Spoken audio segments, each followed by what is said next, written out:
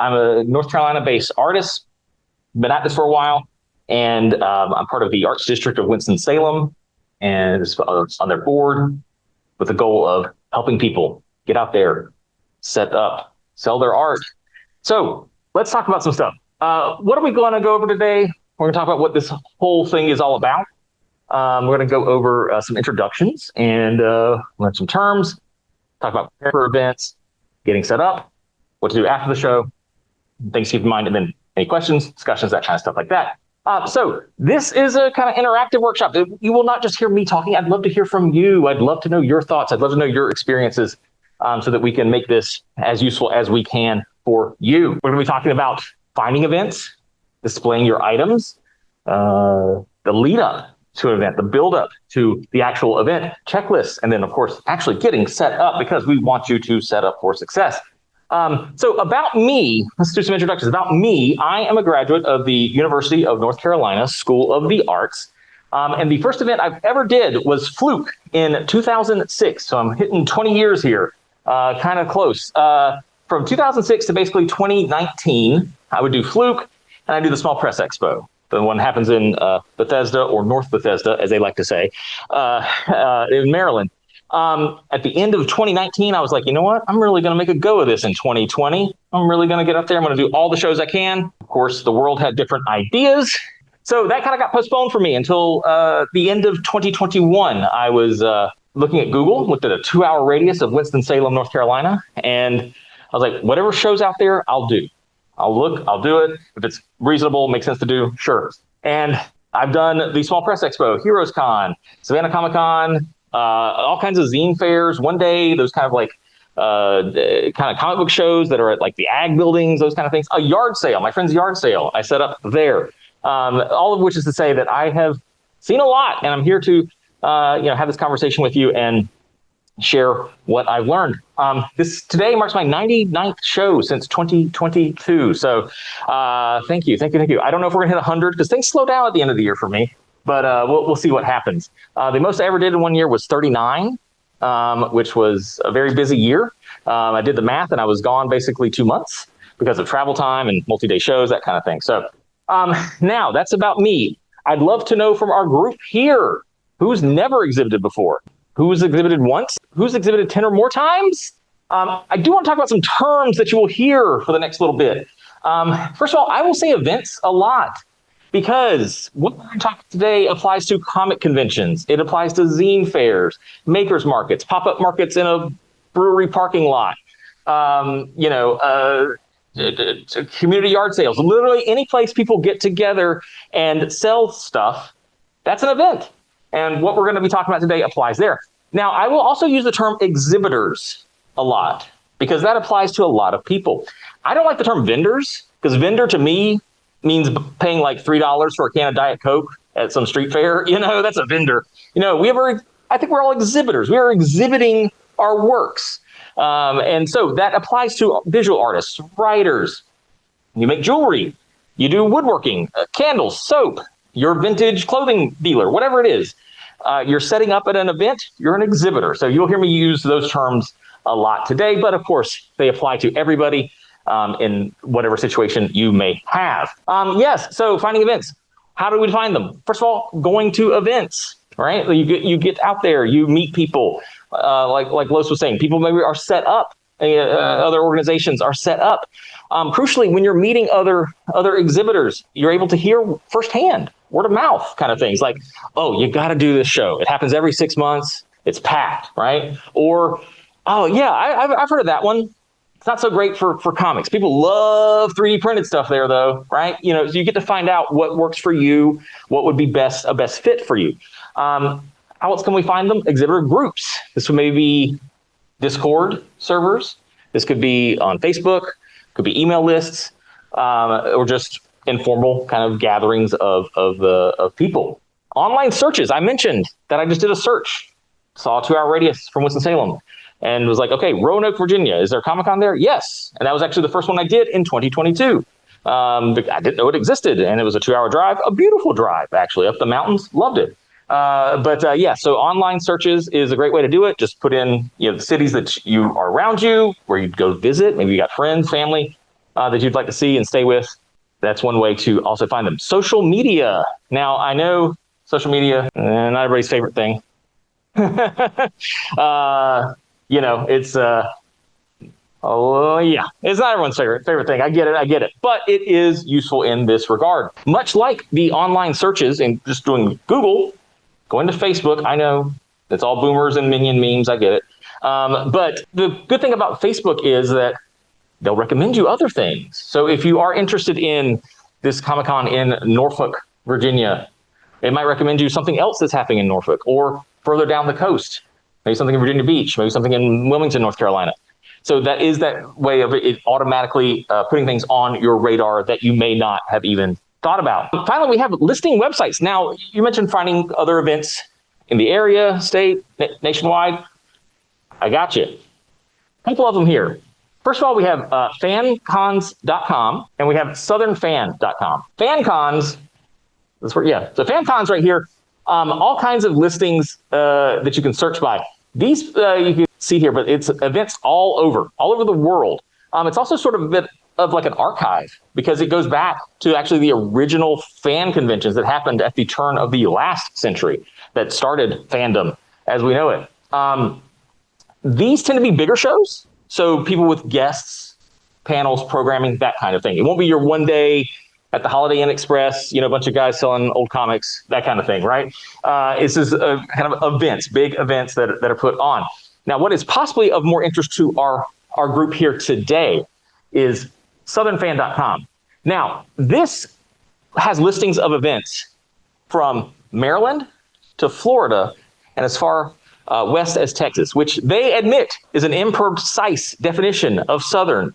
But it's basically a place you could drive through in one day. You could drive there and drive back in a day, So they update it roughly 3 weeks-ish or so. It's just, I think, one person doing it, but it's user submitted. So you can see here, screenshot was taken earlier this week. There's upcoming ones there from October. It was updated on October 12th there, but new in the calendar, right? Here's something happening in Huntsville Anime Day. I don't know if I would ever have heard about Huntsville Anime Day, but I know it from here. Atlanta Anime Day, So yes, definitely check these websites out. Great way to keep up to date. I try to do it at least the first of the month, but if I get bored, just see if there's anything new.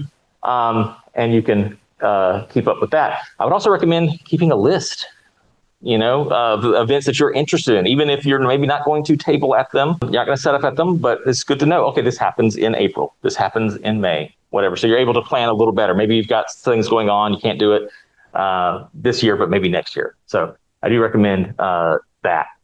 So let's talk about displaying items, which will mainly fall to you, I believe.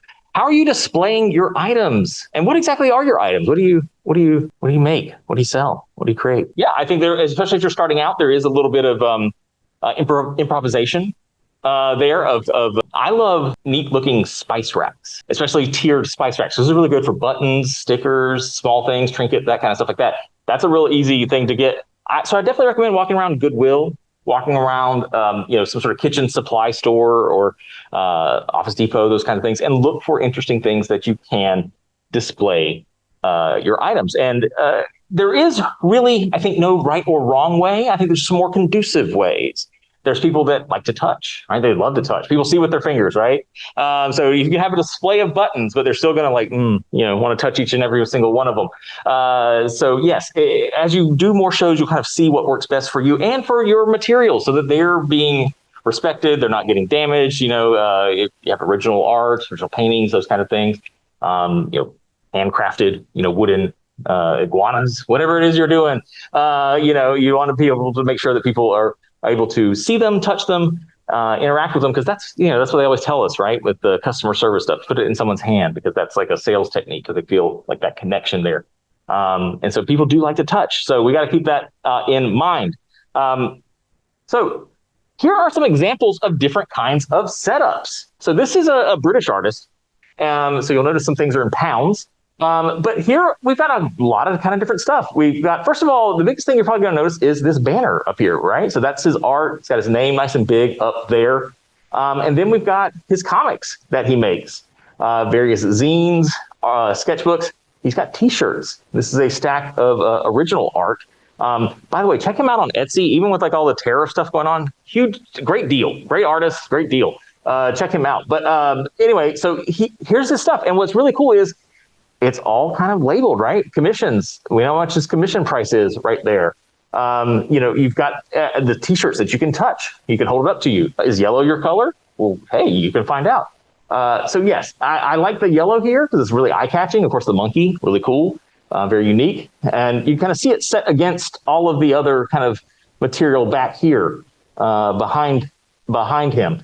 That it really pops out. So I like this. And I think when we're talking about our displays, we need to make sure that we are kind of conveying an image that we want to convey. For example, if you are doing stuff for kids, maybe everything is bright, colorful, cute, right?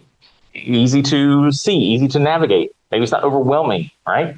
Or you could be doing some more kind of witchy stuff, some goth stuff here. So this is a bone artist. They do, these are all ethically sourced animal bone jewelry, art, that kind of thing. And so here we have, this is set up at a Ren fair. So she's got the tent, because she's outside, so tent's always important. But everything is very inviting. I know if I'm a goth person, if I'm a witchy person, I know this is stuff for me, right? I've straight across the way. I go, oh, this is the stuff, right?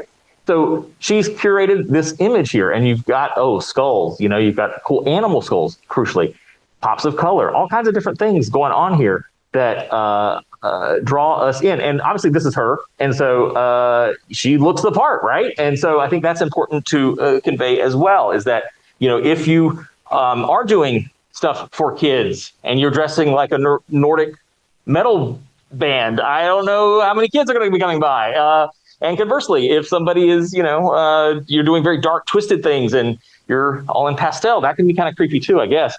But so our image is something else that we should probably be considering there. Of course, be yourself, but dress comfortably. It's a long day, all right? So comfortable shoes, comfortable pants, you know what's up. Here is another artist. So this I like with the colors that we've got going on. Yellow and white stripes up here, and of course the green here with the logo there, Lee B Arts. So I think this is really great because again, eye-catching, yellow, bright, and a unique pattern. And so I think if you can establish something that's recognizable for you as you build your momentum, as you set up at more events, you become instantly recognizable. People scan across the crowd. Ah, there it is. I know what exactly it is. The pink and black. There we go. Or whatever colors you've picked. Now, as far as this display, this is a very, you almost think overwhelming. But if you love anime, you love Pokemon, this is obviously going to catch your eye as you get close enough. You love cute stuff, all this kind of stuff. You've got, the keychains, you've got magnets, all kinds of different things here. So if you are a trinket person, this is going to draw you in, right? We love the shiny things. So yes, I think this is a great setup. And I like, this is using that frames that Casey was talking about here. This has got the sort of plastic covering over them. You can see the little connector circles there. And so they built this sort of little half wall, and they've got this little window here that they can just kind of hang out. So it's almost like a little shop window in a lot of ways. So very, very, very, I think, effective, very cute. A lot of stuff to look at. And that's, I think, very eye-catching. Now, of course, I'm going to be fair and bring up my own stuff. So first thing I'd like to draw attention to is my banner. Now, when I was starting up events again after COVID and all that stuff, I was like, I gotta have a banner, but what am I gonna do? Because I do pencil work, I do very lifelike, realistic ink work, do illustration style, pinup art, all this kind of stuff. What would I do? What should I do? I thought I'll do nothing. I'll do blank. For a couple reasons. One, I worked at a comic store. I managed a comic store for 10 years, and yes, blank covers are now kind of a trend to get people to buy, but covers that were mostly solid, especially white, stood out on the shelf, right? You've got Superman fighting, Darkseid. That's lots of blues and blacks and reds and stuff like that. But then there's just this lone character in the snow. Well, that's eye-catching, right? And so that's something that occurred to me. And I think much like the Chris Askham one, what we saw with the monkey and yellow, that really pops. I think the white really pops out here too, because again, a sea of banners and stuff.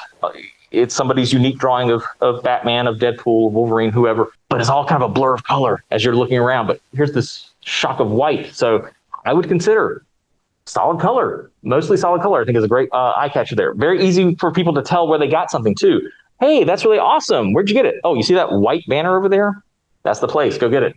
So we also have my championship belt. This is the Artist Alley Championship belt that I bought for myself. You can buy anything online. What has this sets up for me, and I hope this is kind of coming across as I talk here, is I got a little bit of a presentation here. I got a little bit of a character, and the character is me. I'm not, you find me any day of the week, you're going to get this kind of energy and kind of interest in people from me. But people come to my table, they see the banner, they go, "Did you mean to do that?" Or graphic design people really love this. They think it's hilarious.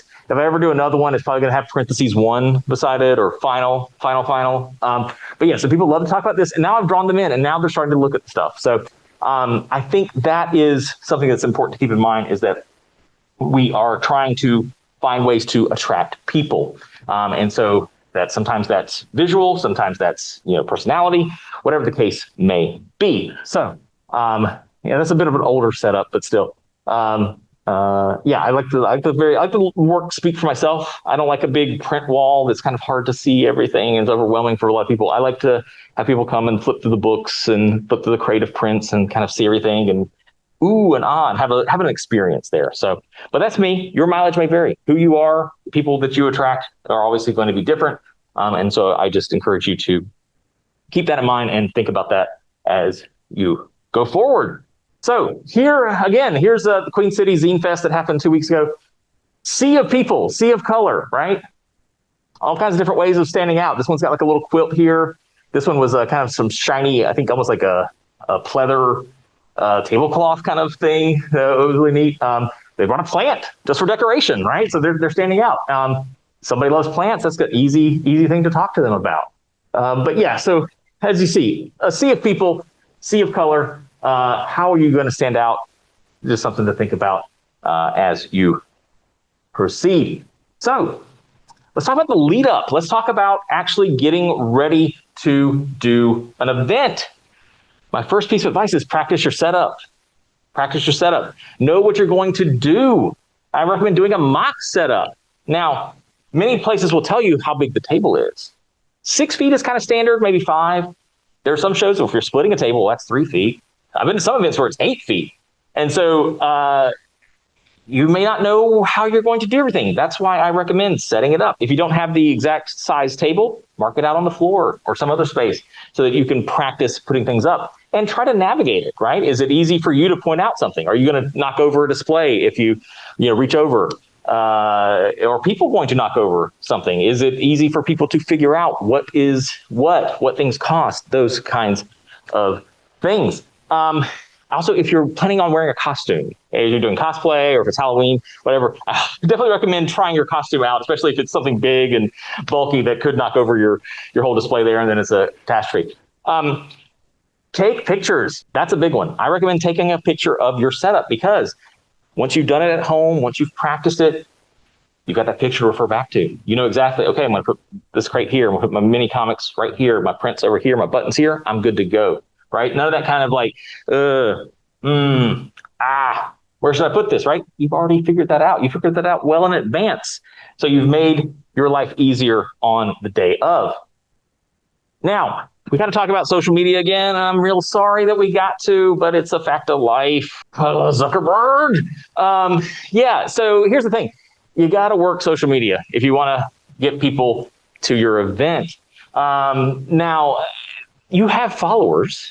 They're mostly your friends, probably your family. They want to see you succeed. They want to know that you are doing well. And so this is a chance to hype that up, hype up your appearance. Hey, I'm going to be at this big 3-day comic convention. That's awesome, right? That's cool. So obviously, step 1, follow the event page, tag them in things, and look at the things that they are tagged in on Instagram. There's that little tab where you can see posts that are tagged. Interact with them, like them, comment on them, earnestly, honestly, tell them, oh, I'm really excited to see this. This looks really cool. I can't wait to meet you, that kind of thing. You're already kind of building anticipation for you being there and for making these connections. You should be posting about this as well, preferably in advance. I'm sure we've all seen those posts about, hey, this concert's happening, and you look and it happened 2 days ago, right? But you're just now seeing it on the feed, right? The feed is not necessarily friendly to timely events. So I recommend posting a month out, 2 weeks out, 2 days out. So there's that time, that lag time, so that it'll sit there and people will find it when they need to. And we're talking about grid posts and story posts. I make a post of every place I'm going to be coming up so that it's there. I've tagged the various events there. And so it shows up in those tag searches. But the grid and the story people are different, right? There's folks who just watch stories or just post stories. They don't really interact with the grid. So you got to want to catch everybody as best you can. So here's some examples that I've done hyping up events. First, we have Fluke, which happens in Athens, Georgia. And so, encouraging people, you should come, right? I'm actually asking them to come. It's not just to post this is happening, right? I want you to be there, right? And so what's really great too is that, they've got a lot of information here on the flyer. Love it. But you can also tag the location there, which that means is your story will show up in searches when people are searching by a location. They will see this. And so that's a way of getting in front of people's eyeballs. Maybe they did not know this event was happening in their area, but somebody in Athens has clicked on the Athens stories in Instagram, shows up like, hey, that's cool. I love mini comics. I love zines. This sounds just right up my alley. For Heroes Con here, it's a big map. It's a big show, right? There's quite a few exhibitors here. So I blew up where I am and then drew attention to where I am specifically so that people would know I'm in the 1100 aisle. I'm at this table. People can find me. Again, tagging the convention center there so it shows up. Queen City Zine Fest. Again, tagging them. I love they've got the address here. And what's really great is this has, the McCall Center. This has the Charlotte Convention Center, the 40 Watt Club. When we're talking about events, we need to be specific. You might have noticed when I started today, I mentioned Virginia Commonwealth University. I mentioned Richmond Indie Comics Expo. I mentioned the Small Press Expo. I didn't say VCU. I didn't say Rice. I didn't say SPX. Now, obviously, yes, you probably are familiar with VCU. You're here at Rice, so you knew what these things are. But not everybody's going to know these things. So when we're talking about events, we need to be clear and when we're hyping them up so that people know what they are, where they are. A lot of the names, you can maybe make a guess. Dragon Con, well, that's probably about fantasy stuff, right? Well, it was, not so much anymore. MagFest, is that magazines? Is it magnets? We got to think about these things. So when we're talking about events, let's elaborate and let's call the event places where they actually are. To say the Stone Center, I don't know what the Stone Center is. Oh, you mean the Mary J. Stone Center for the Performing Arts? That's what's going to come up in a search, right? So we need to be cognizant of that when we are hyping up our events. Now, let's talk about checklists. And anybody could ask this. What items do you think should be on your checklist to make sure that you bring to an event? What are we thinking? Candy? Yes, of course. Snacks? Yes. Any thoughts? What are you making sure that you bring? Your grids? Okay, your display parts? Yes. Okay, what else? The things that you're selling? Yes. Yes. It wouldn't do any good to not bring those. What about your partner? What are they bringing? Business cards. That's great. Yep. Absolutely. Let's talk about it. Let's look at a couple different things that we should be bringing, right? It's kind of obvious. You kind of need to say it out loud sometimes. I know it sounds silly, but is there going to be a table? Is there going to be a chair? All these provided, right? You always need to find those things out when you're doing these events. Tablecloth, got to look nice, But yes, you can see all the kind of things that you should bring. Art supply box. You never know what needs adjusting, what needs creating there. Somebody might be working on something. I bring a paper cutter and stapler to any mini comics and zine show I come because somebody is going to need to assemble a zine. It's usually me. I like to have the freshest ones in the room, turn on the Krispy Kreme hot and now sign, and then stapling zines. So there's that. Tape, masking, scotch, duct. Things are going to break. Things need to be held together. That's a big one. Snacks, meal, drinks, medication, right? Big stuff there. You're going to be away for a couple of hours. You want to make sure that you are prepared. Cash box and cash, but not at VCU. Not at VCU, right? Of course, charging cable is really good. Again, you're away from home a couple hours. You want to make sure that you're able to navigate things as best that you can. So let's actually talk about getting set up. First things first, leave earlier than you think you're going to need to be. Like you look at the map, you're like, oh, this is 30 minutes away. Doors open at 10. Exhibitors start coming in at 8. I can leave the house about 9:15. There's traffic, there's road construction, there's all these kind of things that pop up. So definitely leave as early as you can. I like to be the first one in the room for a couple reasons. One, you avoid problems, right? So maybe it's an indoor and outdoor event. You want it to be outdoors. They've got you set up indoors. There's been some miscommunication. You get to solve that. It's a lot easier when no one else is set up, right? You're not having to play, shuffle, 3-card Monte. Yeah, we're not having to shuffle everything around, try to make it all work. And it gives you time to fix anything.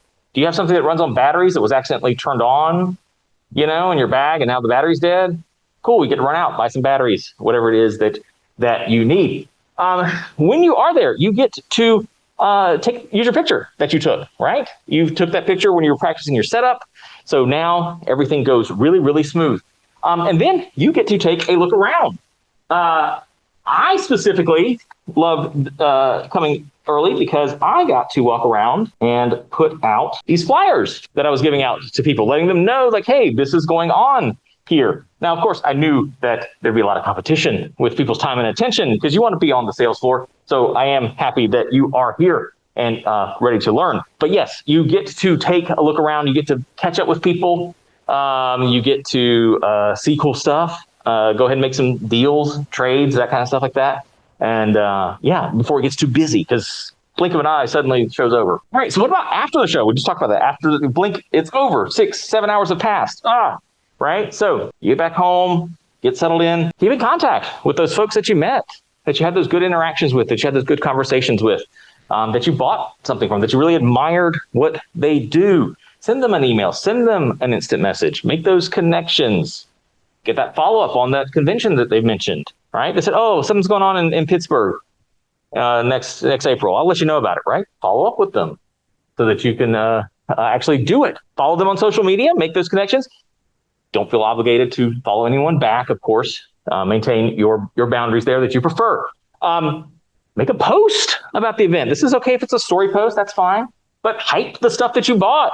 The cool mini comic, that cool zine, that cool print, that neat button, right? Be somebody who champions others, and you then become a resource for other people to go, oh, you know all these cool artists. You know all this cool stuff. Tell me more. Tell me more. What should I be reading? What should I be checking out, right? Big one here. Throw out the stuff you don't need. You're going to get a promotional bookmark. You're going to get postcard, whatever. Go ahead and recycle it. Throw out the stuff. Don't let it clutter up your life. Take control. On the topic of organizing and not having things cluttered, restock your items, right? You sold some stuff. That's awesome. Do you need to print up some more mini comics, print up some more zines, make some more buttons, cut out some more stickers, whatever it is you do? Let's go ahead and do that so you're ready. And you can reset your supply boxes as well. Because at the end of the day, you're just kind of putting stuff in there, right? You have all intentions to have it be a very organized game of Tetris, right? But it's just, let's just get in this box. We got to go, and I'm ready to go home. So, yes, that is a big thing there. So you're already setting yourself up for success the next time, right? That's less thing you got to pack, less thing you got to restock, all that kind of stuff. And then think about what you would do differently. Would you set up differently? Would you come earlier? Would you have something, more of something, less of something? Would you be at your table as much, right? Have those evaluations, that self-reflection there. See where you can grow. See what you can do to make it better next time. So kind of winding down here for some things to keep in mind. It's very easy when you're getting into doing shows, like, oh yeah, I can do this. Yeah, I'll do that. Oh, $10 table fee. Awesome. And you look at the date and it's the Super Bowl. Like there's a reason they got a good deal on the event space because no one's going to be there. Everyone's going to be at a bar or at somebody's house watching the Super Bowl. So, big holidays, Valentine's Day is on a weekend, that's going to be a big one. Anything that has people out and celebrating that are already sort of those parts of the social calendar. Now, of course, there's things like Dragon Con, right? That happens during Labor Day weekend, right? It's a long track record, multi-year, multi-decade track record, right? So things that have existed for a while, of course. But somebody doing a pop-up market, on the 4th of July, I don't know who's going to be there for it. March Madness is a big one, at least in North Carolina. I imagine up here in Virginia too. Especially if you're in a town where the colleges are in the tournament. So also I'd recommend keeping an eye on school calendars. Obviously here at VCU, yes, you want to make sure students are here, right? They're not in finals or they're not on spring break. Keep an eye on the K through 12 public schools, right? The week before school starts, parents are doing back to school shopping. There's last minute vacations. Not really thinking about going to, this pop-up market or anything like that. This is a new one for me. October is incredibly competitive.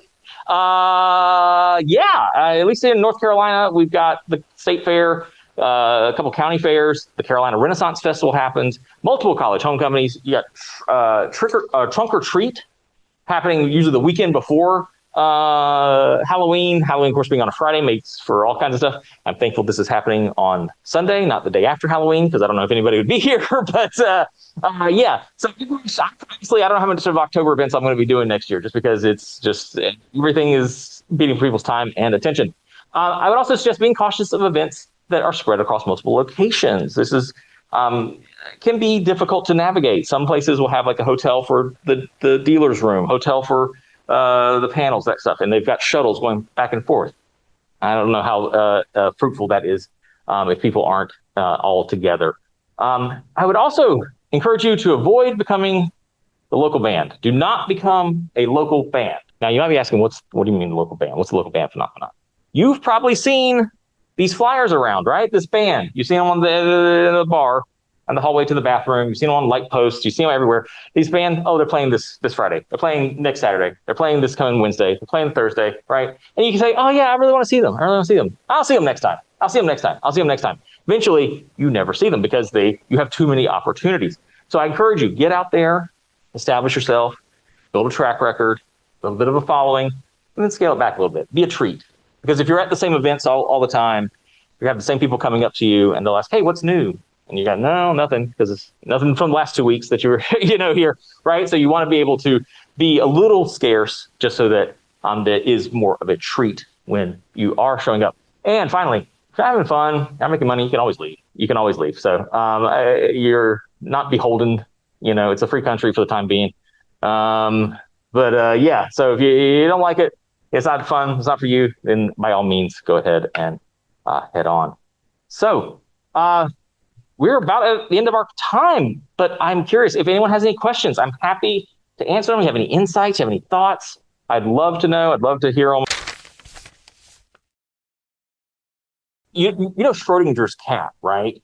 The scientists put the cat in a box with a piece of like uranium or something, and you didn't know if the cat was dead or alive until you looked at the box. So Schrodinger theorized that for the time being, the cat is simultaneously dead and alive until you observe it.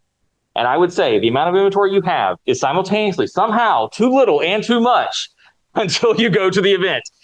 You just never really know. It's tough. It's real tough. And you get a bit of a better sense of it as you go along, and the specific types of events, right? Like that this is a place where people love original art. They want to buy original art. Or this is a place that really loves prints. People really love buttons, whatever. You get a bit of a feel for that. But in truth, you just don't know, and you kind of just gamble. I try not to take too much, but because at a certain point the weight adds up, right? You're loading it around, and it gets heavy, and you also risk damaging more and more things you bring. It gets crammed in there, gets smashed, that kind of stuff. So unfortunately, there is no real easy answer. You just kind of figure it out. I would recommend like at least 10 of something to start with, and then you kind of fill it out from there. Like if I sold out of those real fast, I need to bring more than 10 next time. Cool, and you just kind of build and you learn. It's not going to be perfect, it's never going to be. You're never going to get it just right. And I will say too, like my background, in a comic book store, setting up at comic conventions, stuff like that. You never knew people were looking for Transformers comics, or everyone's looking for whatever this movie is, this character, whatever. You just never knew, and so it applies to all sorts of events. You just never really know what type of crowd. If it's a lot of kids are going to be all into one thing. If it's an older crowd, they're going to be into something else. So I would say shoot for 10 and whatever is easy to carry and pack up and stuff like that. But that's a really great question. Yeah. So there's a couple different ones out there. Square's the most popular one, I would say. I used Square pre-pandemic, and then the first show I did after the pandemic, it flagged my account for suspicious activity. So I guess you don't use it for 2 years and it says, hey, what's going on here? So I'm using PayPal. Zettle, I think, is what it was called. It was called, I think, PayPal here, then Zettle, and now it's yeah. So I love the PayPal one because it looks like a device from a movie made in the '80s, but set in the year 2000. Got these big buttons on it. Really cool retro future look. It does tap, it does insert. And of course, with the app, you can put in a card if for some reason the card is. So Square is the most common one. Square Reader. That's the one. You've probably interacted with that. If you've ever bought somewhere, even like at a coffee shop, and then you've got an email receipt, it's because you gave an email to Square at some point. And yeah, so they followed up with it like that. So yeah. But yeah, just check them out, see what's out there. Clover is another one. I think it's a little pricier. I think Amazon is getting into the space, which, yeah, but also that fosters some competition. So who knows? It's typically Bluetooth. It's typically connected through Bluetooth. Of course, that's a whole other matter is the Wi-Fi or cellular service can be spotty at times there. So you never really can know. Obviously, you'll get a handle on it where you do. Like the Heroes Con that I mentioned is in the bottom of the convention center, and we have to get a signal there. So especially as a lot of people get in the area. So yeah. And I will say too that like the money is all over the place. If you're getting into this to like, oh, I really got to pay my rent, like I don't know if that's a viable option there for you. Obviously, yes. Who knows? You very well could be the next big thing. It's just there's so many people getting into these things and of all kinds of art styles and objects and that kind of thing. So it can be very tough in that regard. You do raise a good point about people's finances, just in general, because grocery prices ain't coming down any. And as I've seen over the years, 2022 to now, doing these same shows over and over again, I've seen kind of crowds maybe getting a little smaller, people spending a little less as corporations jack up prices. So as far as finding your audience, you just got to kind of do it. And whoever is your favorite comedian, whoever is your favorite musician, they have performed in front of just their girlfriend, their boyfriend, the other band members, partners, whoever, right? They've started out and just haven't connected with anybody. They kept doing it, and eventually they found the people that got them. And that's sort of, I feel like my story in a lot of ways, because as you have maybe guessed, that I'm a little, quirky here. And when I showed you my display, it's a little offbeat, right? I don't necessarily fit a lot of the mold there, but I get a lot of enjoyment out of this, and it has been successful. I never thought I'd be a board member of an arts council, and that's all from this. I've met so many cool people. Los, haven't seen Los in like 3 years now, but yeah, the money is the money. Of course, hey, we could all use a little more, but the people and the connections, I think, are ultimately for me bigger value there, because at the end of the day, money comes and goes, paper gets recycled, whatever. But the connections, that's what's really important and long lasting. I would suggest experimentation. Try out some different things. I tried a couple of horror shows.